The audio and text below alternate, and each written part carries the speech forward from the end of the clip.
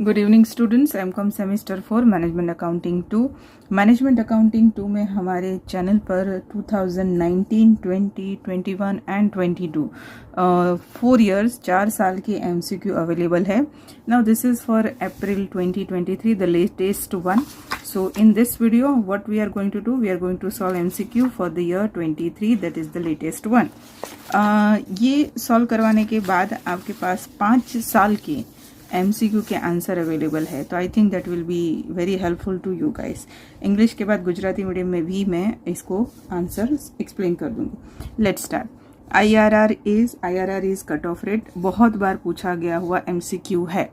Out of 2 mutual exclusive project which project will be selected. 2 project हो, उसमें से कौन सा प्रोजेक्ट सिलेक्ट करना चाहिए। Both the project are mutually exclusive project, so the answer is whose coefficient variation is highest. Now the third one is depreciation is included in cost in case of. The answer is payback method. Payback method में included होता है depreciation. Under which method cash in flow of each year is री invested. किस method में हर साल आपका जो cash in flow होता है वो वापस री इन्वेस्ट होता है, that is terminal value. To take capital budgeting decision is which decision. Capital budgeting decision जो होता है वो किस तरह का डिसीजन होता है, तो that is future decision. Present, past, future, none of the above. So capital budgeting decision is a decision of future. Now the next one is the basic purpose of responsibility accounting is variance analysis. The next one is responsibility accounting is a part of internal reporting system. आप अंदर आपके organisation के अंदर reporting करने के लिए इसे use करते हैं। Responsibility centre includes investment centres, part of responsibility centres. A companies ROI would generally increase when cost decreases. Simple सा लॉजिक है, आप जितना कॉस्ट कम करोगे रिटर्न ऑफ इन्वेस्टमेंट उतना बढ़ेगा। Transfer pricing is concern with intra division of an organisation. Organisation के अंदर division के बीच में transfer pricing will be used. Now popular method of transfer pricing is market based pricing is a very popular method.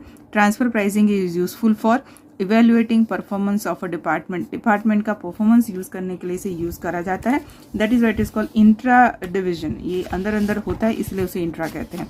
Now this the same answer for the Gujarati medium, but let's explain in Gujarati medium, क्योंकि मेरे पास paper है तो मैं समझा देती हूँ।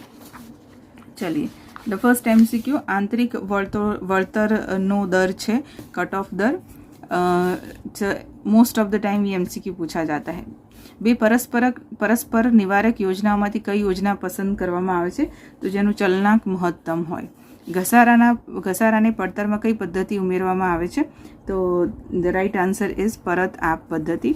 કઈ પદ્ધતિમાં દરેક વર્ષના રોકડ આવક પ્રવાહનું ફરીથી રોકાણ કરવામાં આવે છે, સમાપન મૂલ્ય। મૂડી બજેટિંગનો નિર્ણય એ ફ્યુચર ભવિષ્યનો નિર્ણય છે। જવાબદારીલક્ષી હિસાબી પદ્ધતિનો મુખ્ય હેતુ શું છે? જવાબદારીલક્ષી હિસાબી પદ્ધતિનો મુખ્ય હેતુ વિચલન વિશ્લેષણ છે। જવાબદારીલક્ષી હિસાબી પદ્ધતિ એ કોનો ભાગ છે? એ ભાગ છે આંતરિક અહેવાલ પદ્ધતિનો ભાગ છે। જવાબદારી કેન્દ્રોમાં કોનો સમાવેશ થાય છે? રોકાણના કેન્દ્રોનો સમાવેશ થાય છે। સામાન્ય રીતે કંપનીનું રોકાણ પર વળતરનો દર વધે છે જ્યારે પડતર ઘટે છે। ફેરબદલી કિંમત નિર્ધારણ સાથે સંબંધિત છે, સંસ્થાના આંતર વિભાગો સાથે સંબંધિત છે। દેન ફેરબદલી કિંમતની લોકપ્રિય પદ્ધતિ કઈ છે, તો બજાર આધારિત કિંમત નિર્ધારણ। ફેરબદલી કિંમત નિર્ધારણ કોના માટે ઉપયોગી છે, तो ये उपयोगी है विभागनी कामगीरीना मूल्यांकन माटे। सो इसके साथ ही हमारे पास 5 साल के MCQ अवेलेबल है चैनल पे। सो आप देखिए, और मुझे नहीं लगता है आपको MCQ में प्रॉब्लम होगी। Best of luck for the future. चलिए मिलते हैं।